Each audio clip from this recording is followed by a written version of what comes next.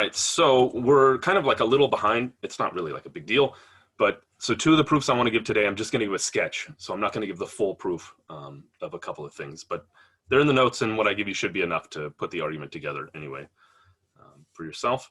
But we're going to start off with a definition, like we usually do.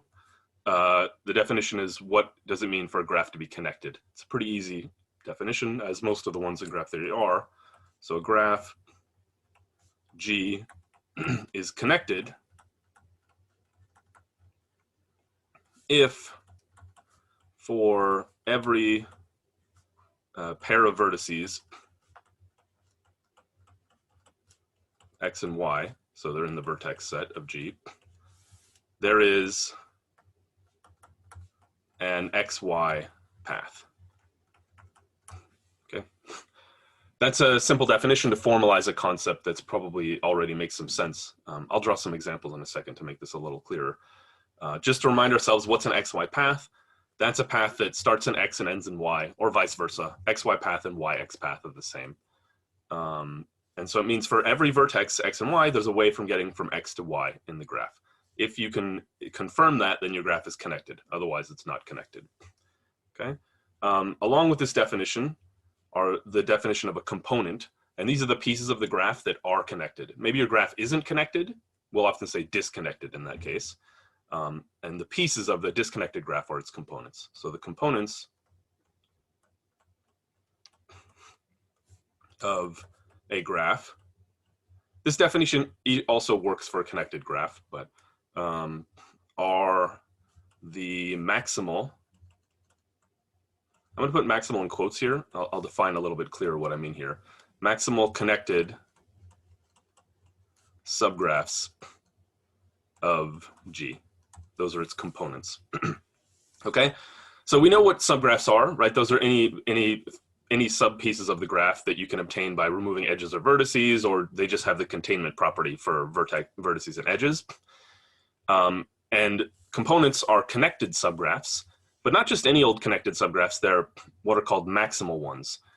What is a maximal subgraph? It's a subgraph that is not a subgraph of some larger connected graph. Okay, so not a proper subgraph of some other connected subgraph. Let me draw pictures to illustrate both of these because the two concepts are very simple. Okay, so let's give, I don't know, one really simple connected graph here first. So this graph is connected, right? If you take any pair of vertices, there's a way of getting from A to B. If you take this one, literally A and B, there's a path between A and B. It's literally the edge there, although there's another path here too. A and C, there's no edge, so you have to go via B. But anyway, you take any pair there, you check if there's a path. If there's a path, then the graph's connected. So you can even see that, like, sitting down and writing out a computer program to test if a graph is connected, like even just doing a brute force, is not that challenging to figure out how to like check. There are better methods than that. But maybe I'll draw one more connected graph here. I don't know, something like this. That's also connected, right? You can just, it's kind of evident by looking at it. There's a way from getting from A to B always. When you have very large and complex graphs, you can't just look at it. Then you have to try to come up with some sort of procedure for checking. But as far as like theoretically we're concerned, you're connected if you satisfy this property. And if you don't satisfy this property, you're not connected. So the best way to determine if you're not connected is find two vertices for which there's no path. So let's say, like, those are two examples. Let's say versus, let me draw a couple other examples here. Let's do, I don't know what I had before. Maybe this thing here. So this graph, this entire graph of all this stuff together, this is not connected, right? Obviously, right? If I take vertex X here and vertex Y here, there's no way to get from X to Y along a path, right? Completely evident. Each of these four pieces also is a component, okay? So 4 components. The components are just the connected pieces of this. Actually, let me finally do, like, use some color here. So, like, this is a component, this is a component, this is a component, and this is a component, right? Notice though, if I said something like, if I drew the following graph compared to these, like this graph here, that thing, that is a subgraph of this graph, right? If you look at this, this is a subgraph in multiple places. It's a subgraph in this piece, a subgraph in this piece, a subgraph in this piece, but this is not a component because it's not maximal, right? Even though it's a subgraph, it's not one of these like complete pieces here, okay? So usually when we try to think about what components are, we don't worry about this like maximal connected subgraph, blah, blah, blah. We just like look at the picture and say, oh yeah, the piece where you can like get all the stuff you can get to from there is a component, okay? All right. So that's connected, and that's components of a graph. When you have a connected graph, the graph itself is its one and only component. You have one component only when the graph is connected. Okay, so first theorem, and I want to compare this to a theorem we had last time, that a connected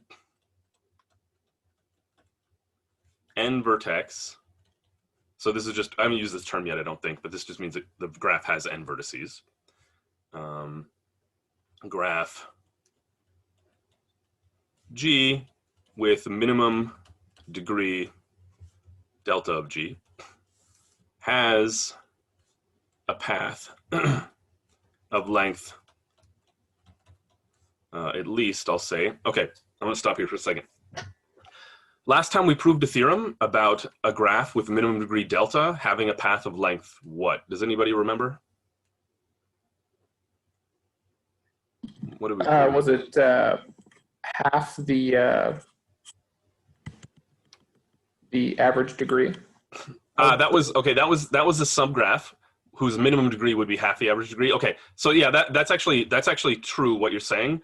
We that's the combination of two theorems. It's a nice observation. What about directly based on minimum degree though? We proved a theorem for length of path just given the minimum degree.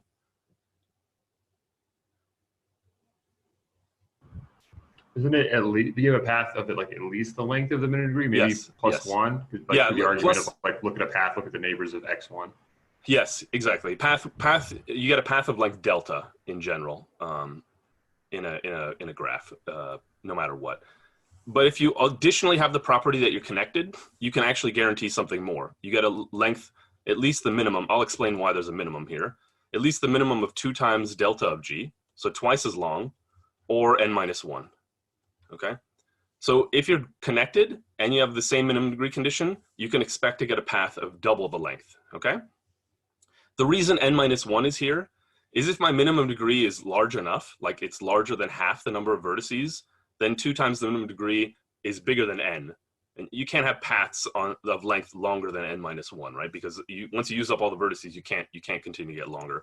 So this is just guaranteeing this, like, you might call it degenerate situation. It's not exactly degenerate, but it's when the minimum degree is really high, you're going to be forced to not exceed n minus 1. But in general, just most of the time, you can guarantee length at least double there. So this connected business here sort of doubles the length of the path you can guarantee.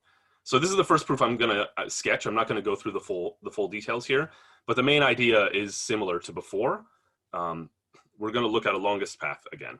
Okay, let me just say sketch. Okay, so consider a longest path P. And like we always do, we'll just draw it here. We'll let its n vertices be x and y, okay? If the length of P is n minus 1, then we're done, right? This minimum here, the biggest it can ever be is n minus 1. This, regardless, I mean, this could exceed it, but the largest of the minimum is n minus 1, right? So if we have a path of length n minus 1 immediately, so a path using all the vertices, right? Length is the number of edges, then we'd be done. We'd have the desired thing here, okay? So let's suppose the length is less than n minus 1, okay? All right, so now I'm curious about its length compared to 2 delta. So if the length is greater than or equal to 2 times delta of G, then done. Okay, so suppose length is less than 2 times delta. Okay, and now I'm going to argue a contradiction by getting a longest path, right? We can't have a longer path longer than the longest. But I'm saying if the length is less than 2 delta, then somehow this path wasn't long enough. And the observation comes from two facts here. First, it comes from this one here, that it doesn't use up every single vertex, right? We threw that case out. There's at least a vertex that's not in the path. And this one here, that the length is too short as well, even though both these conditions have something to do with the length. Okay, so the first observation is, if it doesn't use every single vertex of the graph, it means there's a vertex z out here that's not on the path, right? Otherwise, the length would have been n-1. And now I use the property of connectedness.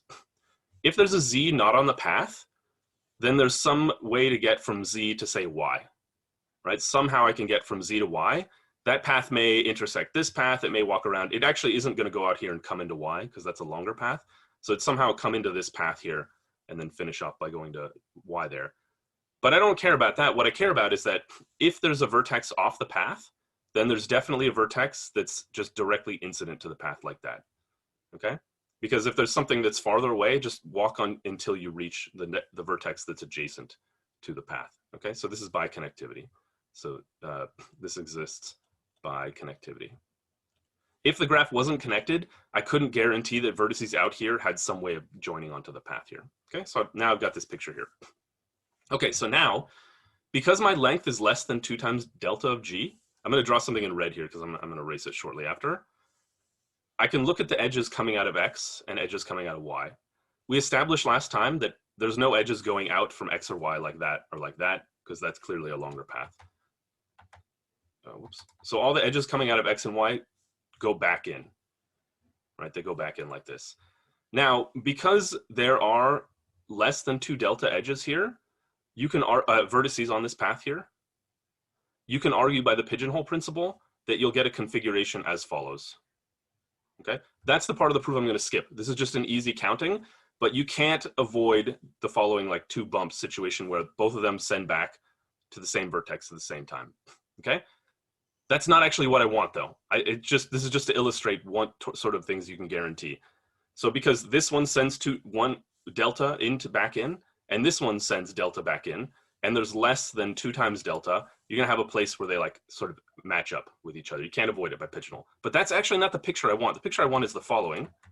I actually want to guarantee a configuration as follows. Not that they hit the same vertex, but that they hit 2 vertices that are adjacent to each other on the path where y sort of goes behind x, okay? Same reasoning gives you this configuration, okay? So implies red config happens, okay? This picture has to occur if your path is not long enough. That's pigeonhole. Like I said, I won't go through the full details. They're written out in the notes, but you can't avoid this picture. By the way, there's an alternative to this picture. It's the same thing in disguise, but you might not necessarily have x going here and y going here. You could have the following situation where y goes all the way to x. But notice for a moment here that this blue edge here is actually equivalent to this red configuration because x has a neighbor here, right here. And so I didn't draw it as these like humps, but notice the blue picture here is just another instance of the red picture, right? Red jumps to vertex, say y jumps to vertex xi, and x jumps to vertex xi plus 1. That's the same as y going all the way to x, and x going here to like x1 or something like that. So either the red or the blue occurs. The blue is just a funny way of drawing a different red one. But now in this picture, just let's think about the red for illustration purposes. What do you see in this picture here? What do you see in the picture that we've drawn now? I claim that this picture here with either red or blue is a contradiction. Can someone tell me why? Is it a longer path? Yeah, we've got a longer path. So to get a longer path, we've got to use z somehow. So let's attempt to do that. Let's start at z, and let's walk down to the path here, and then let's walk to y, and then let's jump along y's thing here, and then go up this one. I messed up. Yeah, that's not the one I want. Keep in mind, the red and the blue are not here simultaneously. It's either the red or the blue. I don't know that both are there. So let's try the other direction. That was probably the better way to go. Yeah. Wait, was it? Wait, what am I doing here? Let's see here. Down. Yeah. Okay. Down this one, now back here to xi plus 1. And then because this is before xi, I can jump here to x, and then go here to xi, sorry, and then go back here to y, and then backtrack and stop here. It's not a cycle, right? So this edge doesn't get used here, okay? But notice what happened here. Like, you can count this in a few ways, but clearly this path includes all the vertices of the original path plus z, so it's longer. You can also see it by counting edges. I lost this edge here, and I lost this edge here, but I gained 1, 2, 3 new green edges. So it's definitely longer, okay? So what did this rely on? First of all, it relied on it being connected so that this edge existed here. And the crux of the proof really more is the fact that this minimum degree guaranteed that x and y, because they sent their edges back, had to get this like funny configuration where they like crossed over with each other. If the path is longer than 2 delta, you can come up with a drawing here where this little thing doesn't happen, okay? So again, check the notes for the exact working out of the numerical details to get that to work. We will see this argument again much later in the class as well, okay? And then maybe then I'll go through it again in detail. All right, so that was a sketch again. That wasn't like, I didn't say absolutely everything, but I wanna be able to move on to the next topic. Okay, so that's about connectivity. Maybe I'll say a couple words or just write something down here. Testing whether a graph is connected or not is easy computationally. So connectivity testing is easy. Again, I've written this out in the notes. I don't want to talk about it beyond explaining. If you perform a breadth first or depth first search on your graph, just grab a vertex and just sort of walk out from it simultaneously to its neighbors, and then walk to the neighbors of the neighbors and the neighbors of the neighbors of the neighbors, and so on and so forth until there's nothing else to visit. Either every vertex will be visited or some vertex will not be visited. And if every vertex is visited, you're connected. If some is not, then you're not connected. That's very easy to implement with a computer. So testing whether you're connected or not is easy. Many properties in graph theory are not easy to test whether they're true or not. Their classic NP-complete problems come up all over the place, but connectivity is an easy one, okay? You can also implement that brute force search that we described, but that's slower, where you grab a pair, somehow check all the ways of getting from A to B. Is there one? If there's one, then you check that off your list and now choose another pair and so on. But that clearly is going to be lengthy. And it's not even clear how to check if there's a path between two vertices. Like, how do you check all the different ways? It's complex. Okay, anyway, so that's easy computationally. This class, we're not going to focus heavily at all on computational aspects and speed of algorithms and things like that. But I want it in the back of your mind because we will mention many algorithms that do solve graph theory problems, and some are very fast and some aren't. And it's an important part of graph theory, just not something we're going to focus on. Okay, so next topic is, we'll start with the definition, and this is the definition of what it means for a graph to be bipartite. So a graph G is bipartite if there exists a partition of V of G, so of the vertices, into sets A and B, such that, let's say each edge of G has an n vertex in A and in B. In other words, no edge inside A or B. Inside, okay? I'll illustrate this as well, but let me focus on something here real quick. Just to remind ourselves what partition means. So if I partition a set of vertices into two sets, this means that I can write V of G as the union of A and B. So all the vertices can be split into one class or the other, and A and B have no intersection. Okay, that's what a partition is. I'm sure this is familiar to you if you've had a discrete math or combinatorics class. I hope it is, but just I want to re-emphasize terms of this type. So it just means I can split the vertices into two groups with no overlap. And the property is that every edge of G goes between those two classes, and none is inside of one of the classes. If I'm able to do that, then the graph is bipartite. So let's look at pictures as usual, make things much clearer here. So say we have the following graph here, 6 vertices, and they're all joined as follows. This is hard to draw for some reason.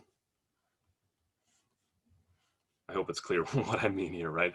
So I've got these three vertices here. I can say that's A there, and these three vertices here, I can say that's B there. And if you look carefully, there's no edge among the vertices of A, no edge among the vertices of B, and every edge that exists in the graph is going between A and B there, okay? So I demonstrated that this graph was bipartite by finding this partition. There are other partitions into A and B that don't work, but this one works. If you find the one that works, you're fine. Maybe another example, take the cycle of length 6, right? This also has a partition. Say that's in A, B, A, B, A, B. It's a different illustration than over here, but if you look at this guy here, look, there's a vertex in A and it's only adjacent to B things. Here's B, it's only adjacent to A things. Here's A, only adjacent to B things, and so on and so forth. So I've created a partition of that one. Let's compare this against two very simple graphs that are not bipartite. Not every graph is bipartite, of course. So like versus, say, an odd length cycle. And we'll talk about this more later in the class. Or maybe, well, this one still has an odd length cycle, but these two graphs here, okay, are not bipartite. So how do you determine if something's not bipartite? Well, formally, that's quite a bit more difficult, because to fail to be bipartite, it means no partition satisfies this property. So if you wanted to check, you'd actually have to check every single possible bipartition of the vertices. But that's, I mean, that's a lot. There's like 2 to the n many ways of splitting the vertices up into 2 groups. Fortunately, we'll learn a theorem later on that characterizes these very easily. But in an example like this one, you can just kind of like eyeball it and figure out that it's not bipartite, because let's actually show that this is not bipartite. Let's think about it for a second. Suppose it were bipartite. If it were, then there was a way of splitting these vertices up into 2 groups, A and B. Now, there's no, like the name of A and the name of B, there's not like no distinction, right? This vertex here is either in A or in B, but it's clearly symmetric whether it's in A or B. So let's just pretend for a second it's in A. If it's in A, what can you tell me about these 2 vertices? These two, this one and this one.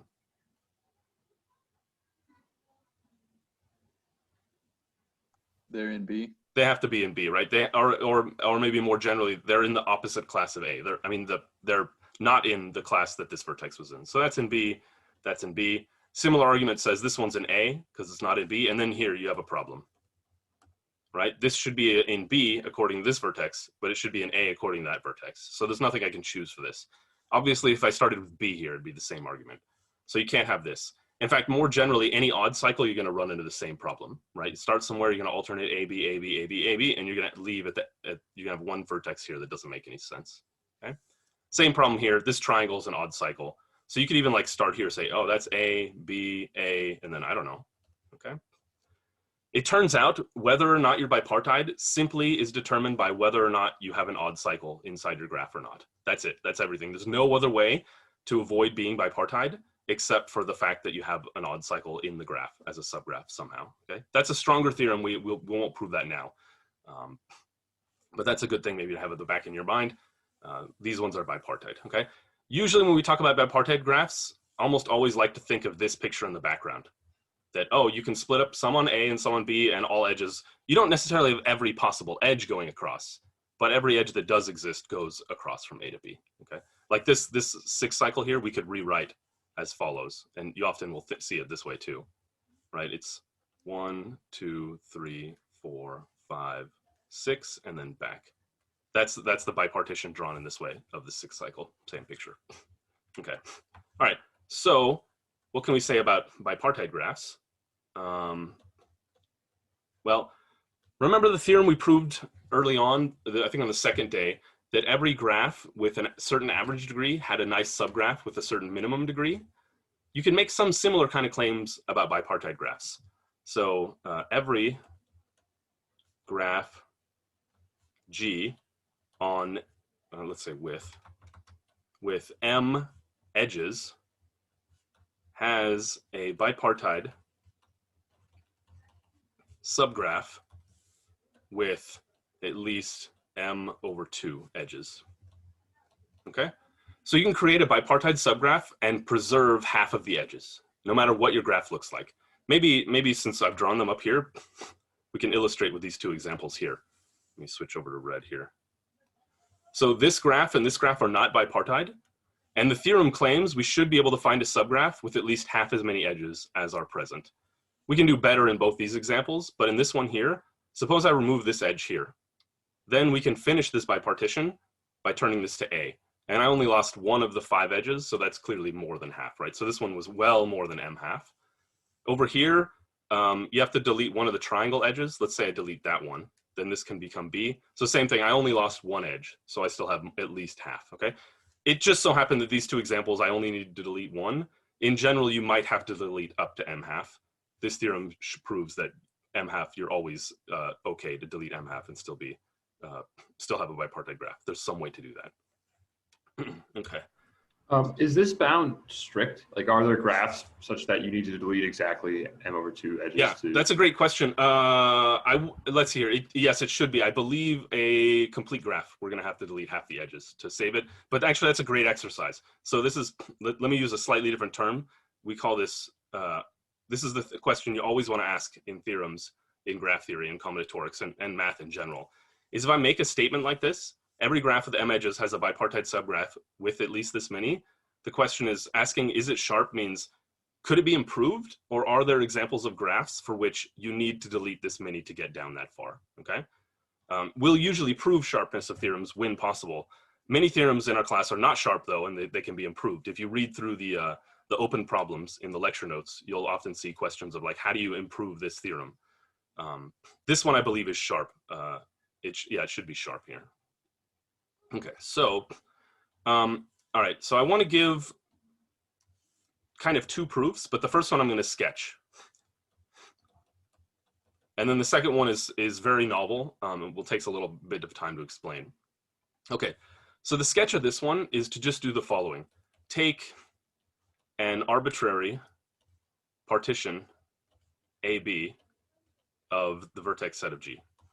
So I've got G, and I just split up the vertices into 2 groups, A and B. And just like cross my fingers, right? Maybe half the edges go across here.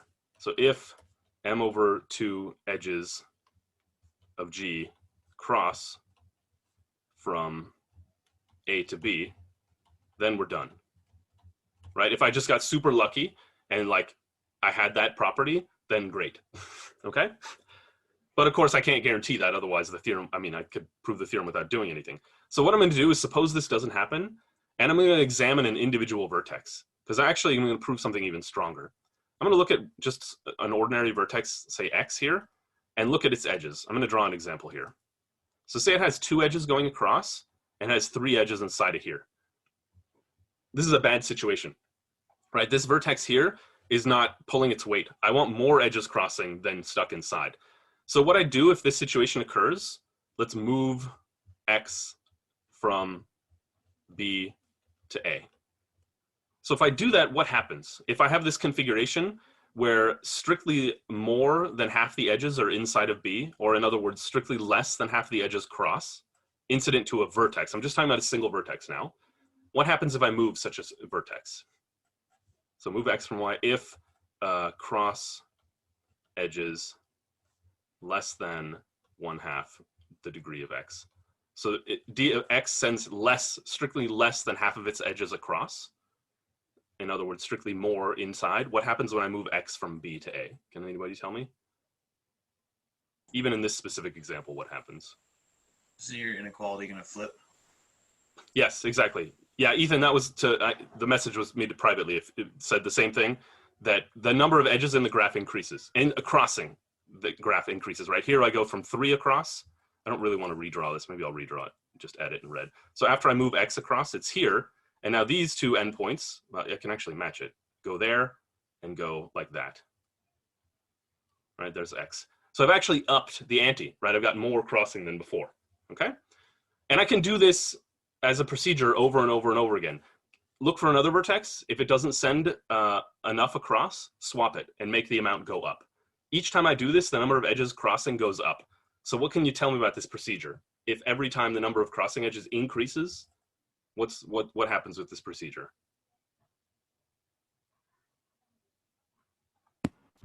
Terminates because we have a finite graph. It has to stop, right? We have a finite number of edges. In fact, we have M edges. So we even gave it a name. The procedure has to stop eventually.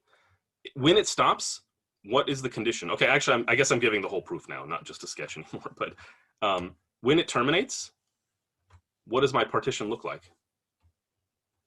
Well, it terminates, which means there's no way I can't find a vertex with this condition anymore.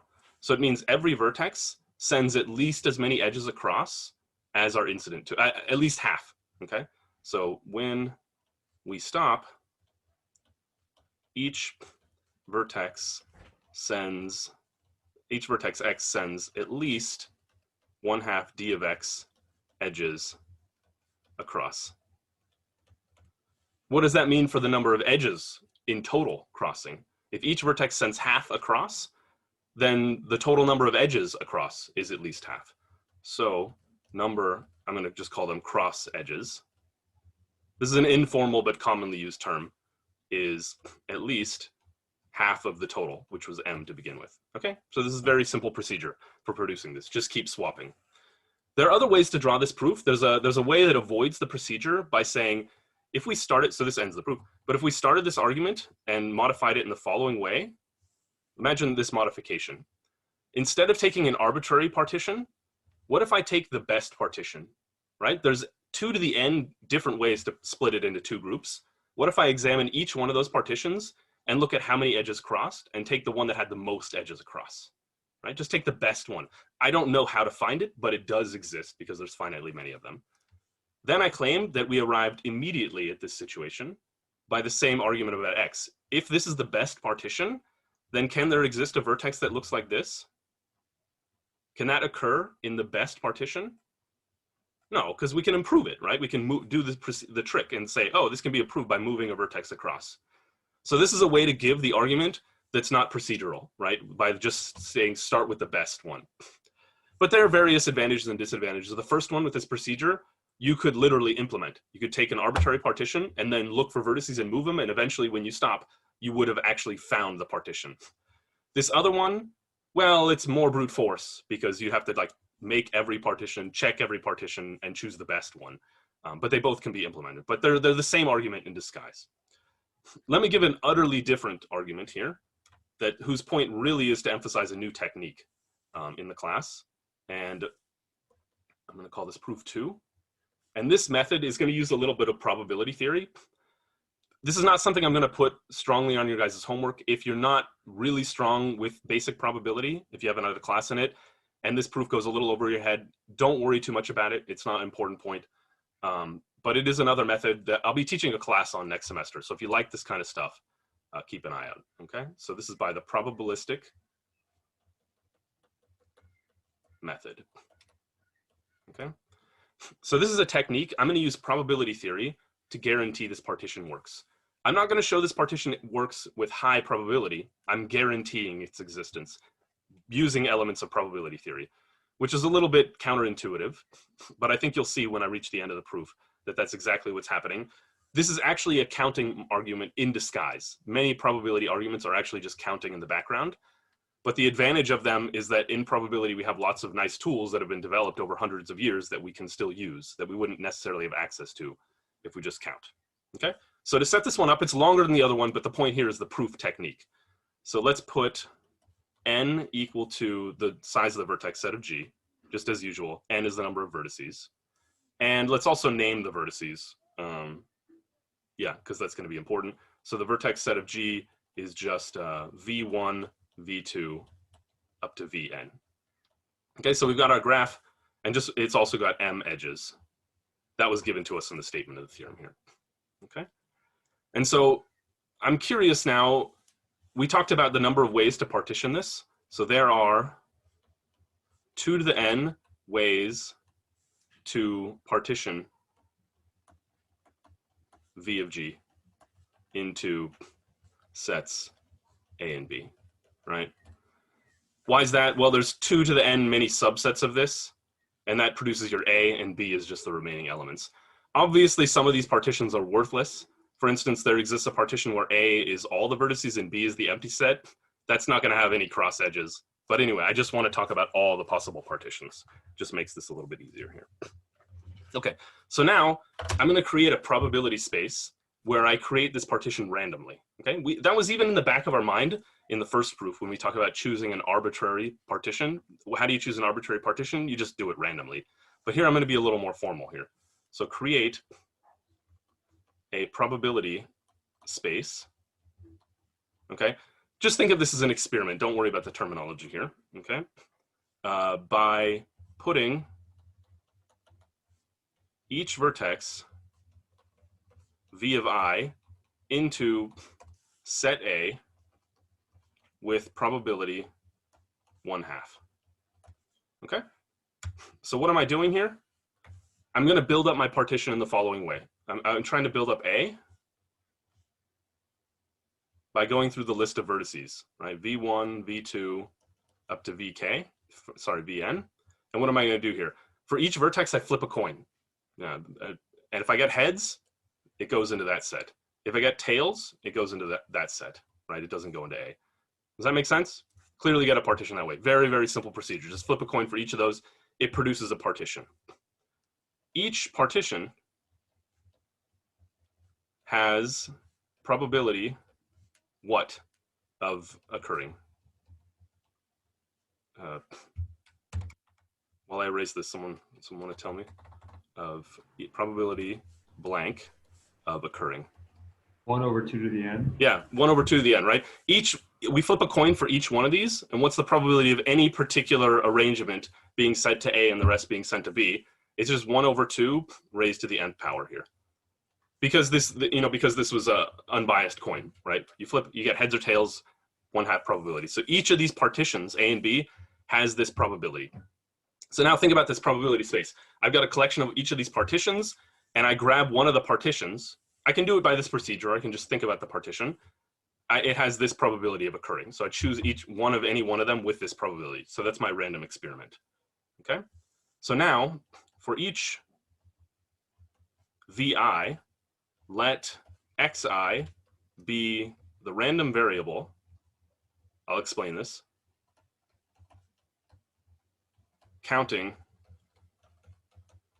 number of neighbors of VI in the opposite class. Opposite. Okay. So what's that mean? So what is a random variable? Random variable is just a variable that records some information based on the experiment. So we perform this experiment where we grab a partition at random, and then XI records information about VI. What does it record? It just records how many of VI's friends are not with it. They're in the opposite class. Okay, so like in this example here, here's VI, and say in this partition, it happened to send 4 edges across, right? Because 4 of its neighbors got put into B. They failed the coin toss, whatever. So in this case, XI equals 4. That just records the value. The value of XI is different depending on the partition, right? It's just, all it's counting is the number across. But it's a random variable because its value depends on the experiment, right? There are partitions where XI might be 0. There are others where it might be all of its neighbors are in there, okay? But now that we've talked about random variables, anybody that's had a little bit of probability, when we have a random variable, what's the usual fact we like to compute about random variables? What always comes up? Expected value, maybe? Yeah, the expected value is something we always want to compute. So the expected value E of XI equals, well, we'll write it out in a moment. Let me tell you what the expected value is. The expected value of a random variable, just think of it as its mean value, as its average. So the average value that we expect this to be, every time we perform the experiment, we get a different number. And you can sum over all those weighted by the probability. I don't want to go through the details, but it's just the average that you expect here. And for purposes today, this is intuitive. If I take a vertex VI and put it down randomly and then put its neighbors down randomly between the two classes, how many of its neighbors do you expect on average to be in the opposite class? Eric, I can't read it. I think I saw 1/2. Is that what I saw? 1/2 of the degree of VI. VI has dVi edges coming out of it, and on average, we expect half of them to go across. Now, keep in mind, this might not be an integer, right? The expected value is an average. It may not be an attainable value, but this is what we expect on average, okay? On average, VI will send half across. Sometimes way less, sometimes way more, on average half, okay? So for each of those, we expect to get about half going across, which is good. I mean, if we could actually obtain half going across, like if we can achieve the expected value for all the vertices simultaneously, then we're in a good place because that's kind of what we're hoping for. But again, some of these degrees might be odd, and so saying that it has exactly half of its edges going across makes no sense if the degree is odd. So this is just an average. It's not the truth here. Okay, so now let just x by itself be the random variable RV, counting number of edges crossing from A to B. Okay? So x is just a random variable that counts the number of cross edges in this random partition. Okay? So the expectation of that can be written as follows. Let me think for a second here if I want to.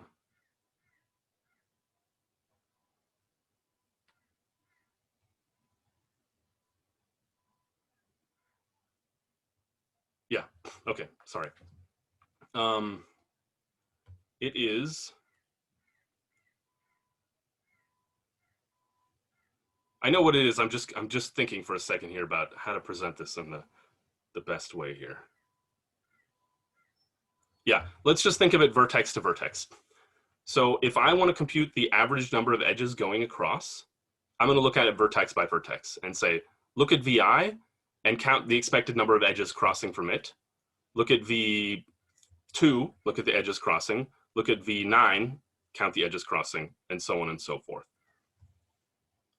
What will that do when I count those up? So if I count those up, I'm counting the expectation of each of the xi's, each of these averages here. Okay. Okay. You know what? Maybe I should do the following instead here. Let's be a little more careful. So it's not the expectation of those. It's the expectation of the sum of each of the xi's added together.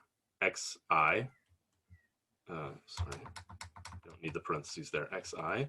I equals 1 up to n. And then there's a 1/2 in here as well. Okay, so let's just think about this. So forget the expectation signs for a minute. Yeah, in fact, let's even write this up here. This is a little bit clearer. This is what tripped me up here. This random variable x can be written in the following way. X, being the number of edges that cross, is equal to the sum of the number of edges coming out of each vertex crossing times 1/2, because they got counted up twice. Okay, so this should be the first step here. This thing I'm going to circle in red real quick. Forget about this expectation down here for a moment, right? So this counts the number of edges crossing. That's the same as counting the number of edges crossing at each vertex and dividing by 2, right? Cross edges get counted twice, one for each end, okay? So this is just an identity for x. If I want to know the expectation of x, then I can write the expectation of x is the same as the expectation of this more complicated monster here, okay? That's just equality. I haven't done anything yet.